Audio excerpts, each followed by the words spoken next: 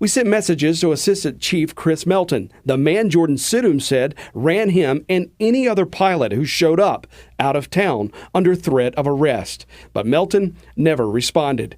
Thursday morning, instead of making Assistant Chief Melton available, the town offered its town manager for an interview. So the personal aircraft that landed was not only unauthorized, but also they provided no notification that they were coming. And that did pose a potential risk to ongoing operations with search and rescue. And then, also just wasn't safe for them to be there as regular citizens, especially since we didn't know, who they were or what they were doing there. In the days after the storm, through that Sunday morning, there was no restricted airspace in Lake Lure.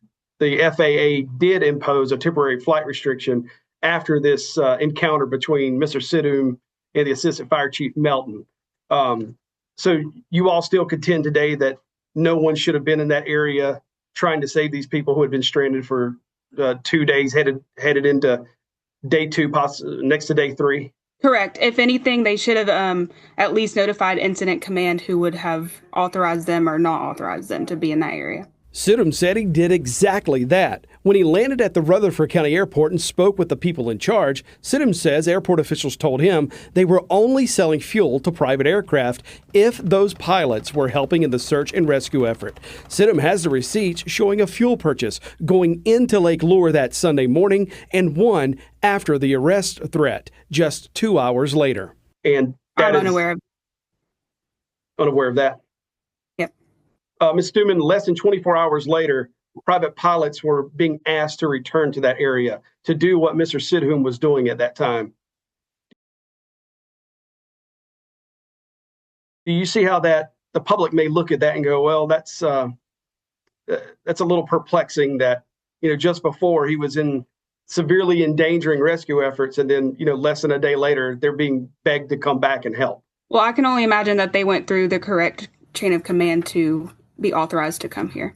What was the danger posed in what Mr. Sidum did, the specific danger that day? Well, it interrupted operations of the people who were there from national, state, and local resources, one, and two, downtown Chimney Rock is in disarray right now.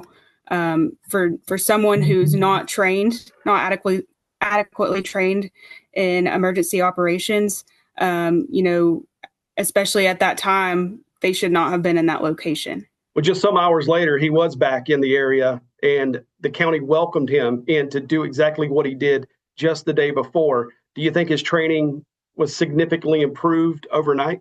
I think that it's not that we're turning away help or volunteerism at all.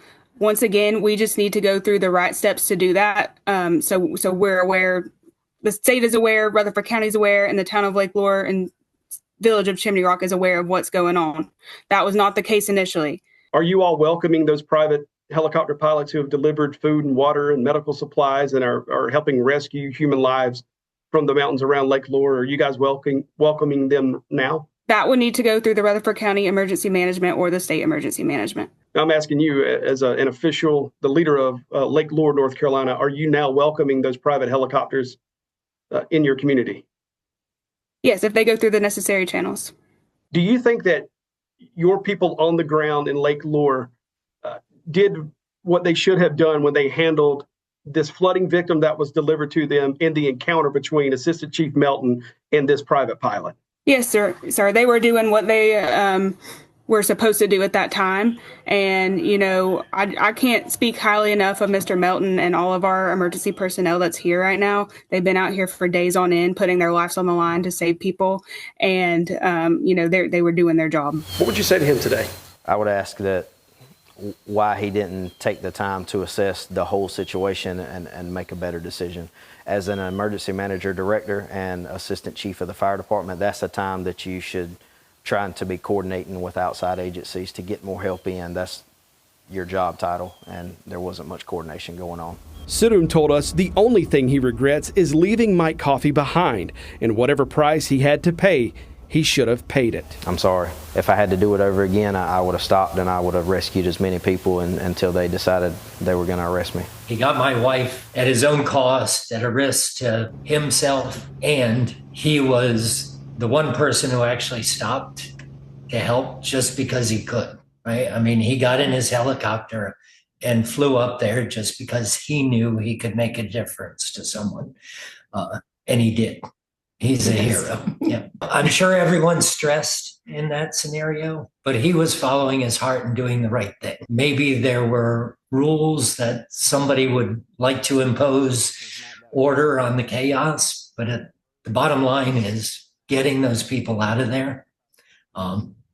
And even if I had never been rescued, knowing that she was safe because what he did would have been enough. So thank you, Jordan. Thank you.